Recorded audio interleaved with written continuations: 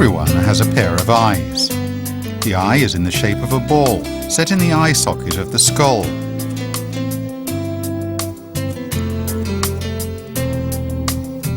Each eyeball is controlled by 6 eye muscles.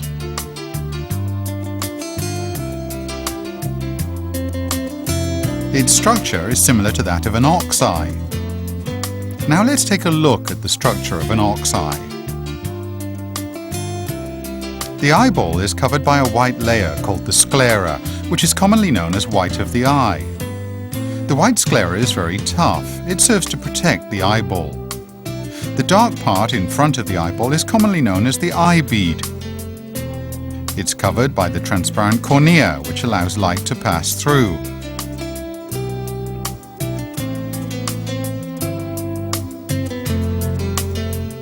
The dark substance inside the cornea is called the iris, whereas the hole in the middle of the iris is the pupil. Beneath the iris is a piece of transparent substance called the lens. Surrounding the lens is a ring of ciliary muscle.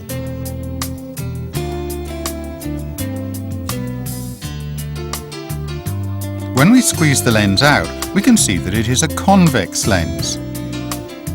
It can refract light onto the membrane layer behind the eyeball. This membrane is called the retina. At the back of the ox eye is an optic nerve. On the surface of the retina, there is a depressed spot, which is called the blind spot. The optic nerve is right behind the blind spot. Based on the above structure of an ox eye, we can reconstruct a human eye. At the outer surface of the eyeball is the sclera. At the front of the eyeball is the transparent cornea. It serves like a window, allowing light to pass through and enter the eyeball. Behind the cornea is a dark substance called the iris.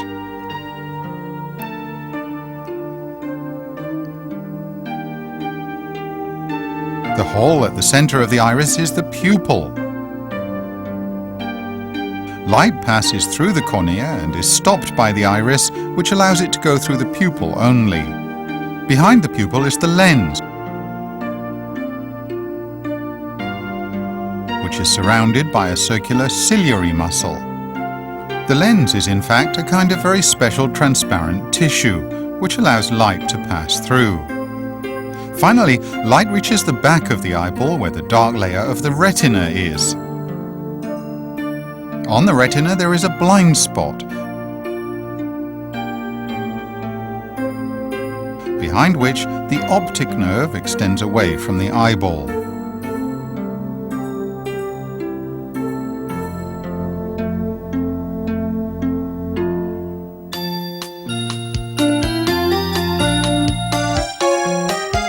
The structure of a camera is similar to that of the human eye.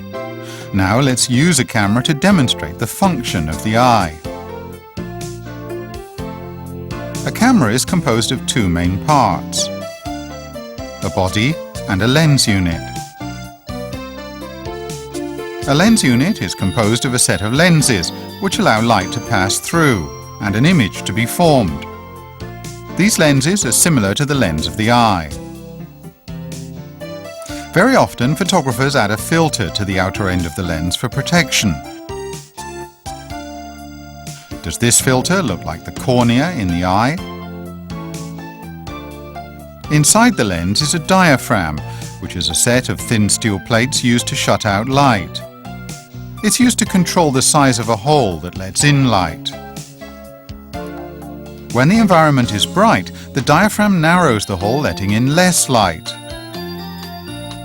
Conversely, when the environment is dark, the diaphragm widens the hole to allow more light to enter.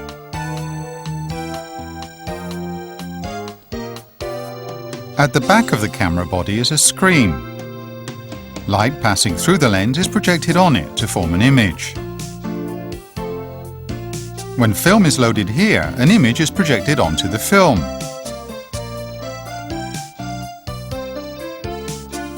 The functions of the various parts of the eye are similar to that of the camera. Inside the camera, we can locate all the corresponding parts in the structure of the eye.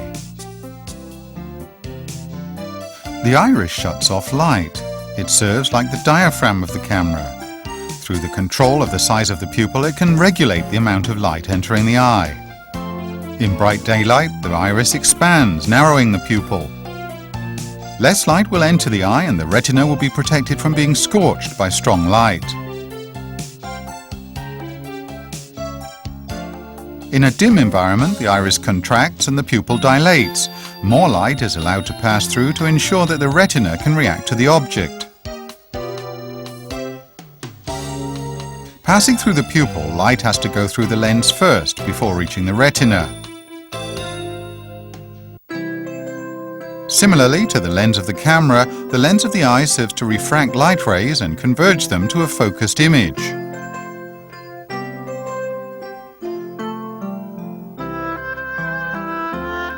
The difference between the two is that the lens of the camera is made up of a set of lenses. They are hard glass plates and do not change shape. To converge objects at different distances right onto the film, the only way is to slide the lenses forwards and backwards.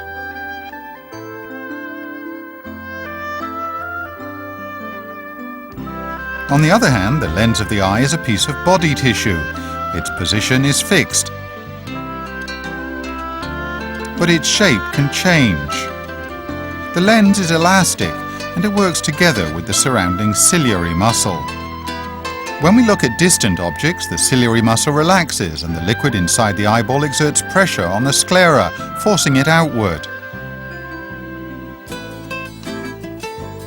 The entire surrounding of the lens is therefore forced outward. The elastic lens will then be stretched thinner and flatter so that its ability to refract light will be diminished.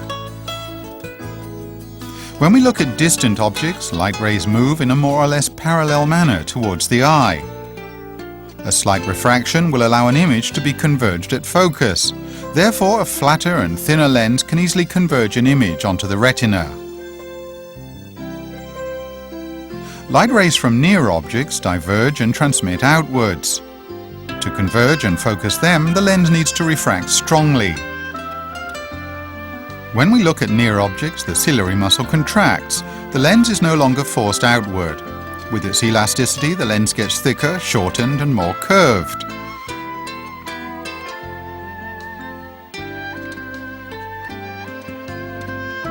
Its refractory ability is increased, causing light rays from near objects to focus images right onto the retina. Similarly to a film in a camera, the function of the retina is to form an image on a screen. Chemicals on the film react to projected light rays and an image is preserved.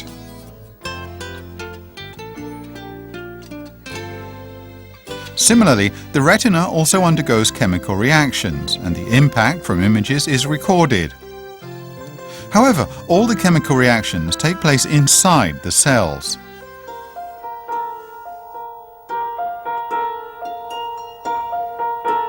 There are four main eye defects: astigmatism, short-sightedness, long-sightedness and presbyopia. All require the wearing of glasses for correction. Look at this chart. Those with astigmatism will find some of the lines more blurred than the others. The cause of astigmatism is that the curvature on the cornea surface and the lens is uneven. It results in multiple images being projected onto the retina, causing blurriness. The way to correct this is to wear special column-shaped glasses or contact lenses which allow light from different directions to converge onto the same point on the retina.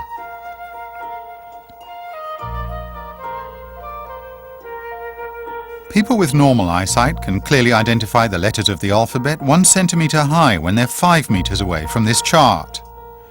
If you can't see clearly, then you are short-sighted. The cause for short-sightedness can be inborn. Some people's eyeballs are longer than others. Therefore, the image formed by the lens converges in front of the retina.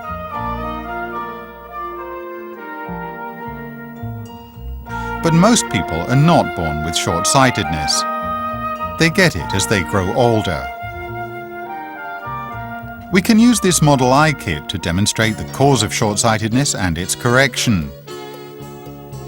The large round flask represents the eyeball and is filled with water. Pour in some fluorescent solution and we can clearly see the light refraction inside.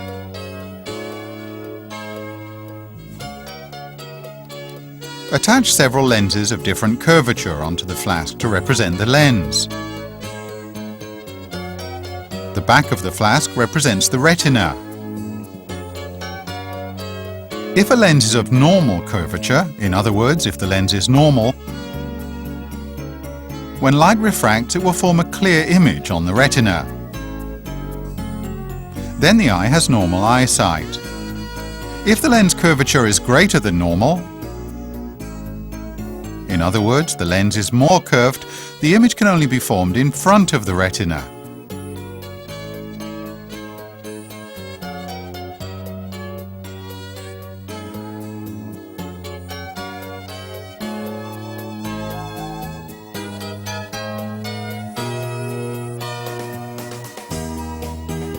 And the image formed on the retina will not be as clear.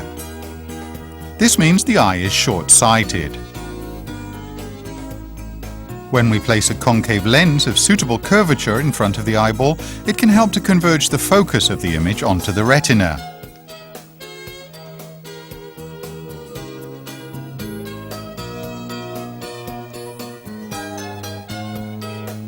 Many students are short-sighted.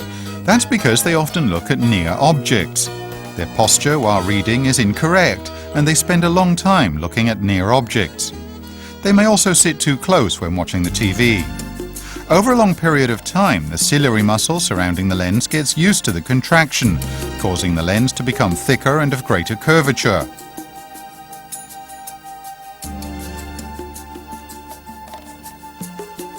When looking at distant objects, the ciliary muscle cannot relax appropriately. The lens remains thick and curved, hence the image converges in front of the retina. To correct this problem, one needs to wear a pair of glasses for short-sightedness. Glasses for short-sightedness are concave lenses which can diverge light rays. Diverged rays pass through the concave lens, converge and focus the image onto the retina. Some people see distant objects clearly, but when looking at near objects, the images are blurred. This phenomenon is called long-sightedness.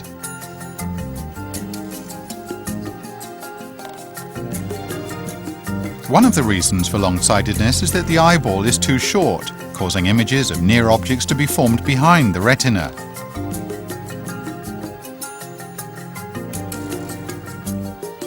It may also be caused by the fact that the contraction of the ciliary muscle is not strong enough. So the lens becomes too thin and less curved. Its refraction power is not enough to cause near objects to converge and focus onto the retina. In this model eye kit, as light passes through a thinner and less curved lens than the other two, a focused image can only be formed behind the retina.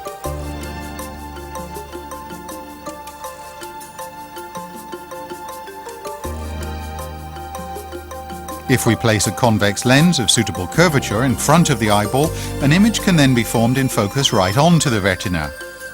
A convex lens can converge light rays from near objects. When light rays pass through the lens and become refracted, an image can be focused right onto the retina.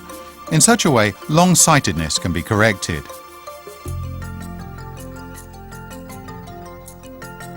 The cause for presbyopia is similar to that of long-sightedness, which is that the lens cannot become thicker and more curved, causing images of near objects to be formed behind the retina.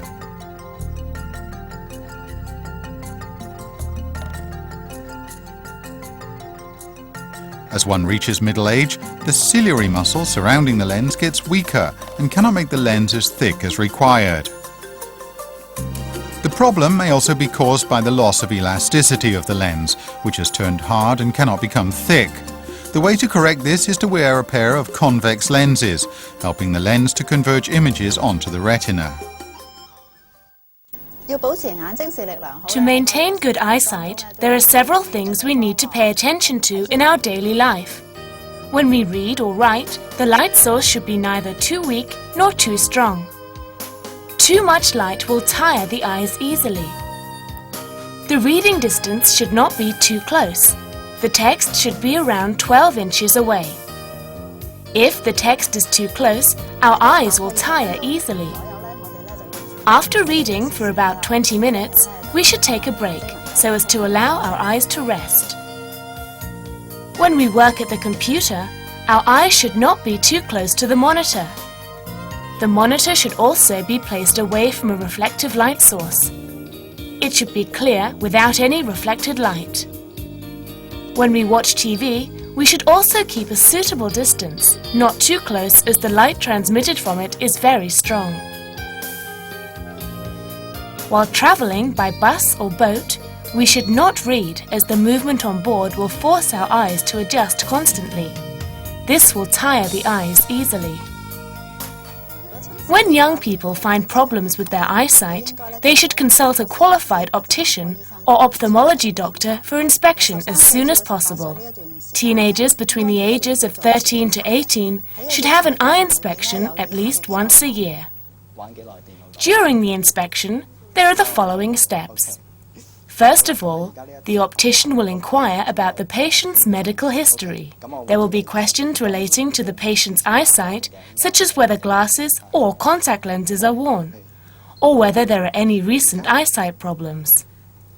Then the patient will take the visual acuity assessment to test for distance and clarity.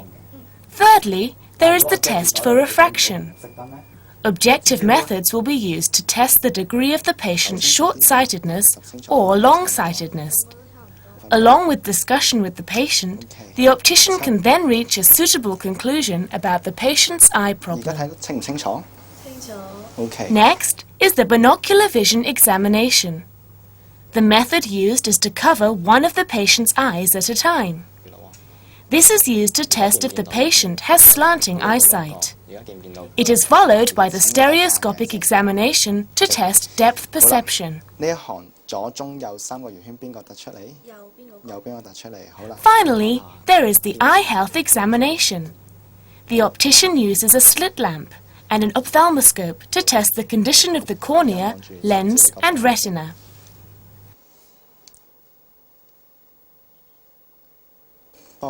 There is also a color vision examination. The purpose is to see if the patient is color deficient or suffering from color blindness. When you find you have problems like short-sightedness, long-sightedness or astigmatism, you should go to an optician to obtain a suitable pair of spectacles.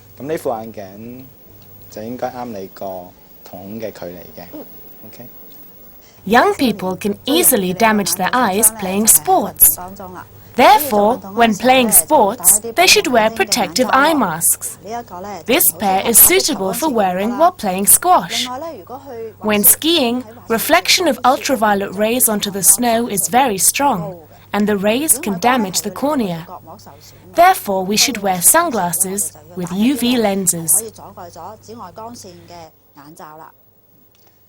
Furthermore, in case of having sand in the eyes, do not rub them with your hands. Just close your eyes for a while and let the tears wash away the sand naturally. When you dine out in restaurants, do not use the complimentary towel to wipe your eyes. This can easily lead to infection, cornea inflammation, or even blindness in serious cases. Dirty hands, of course, cannot be used to rub eyes.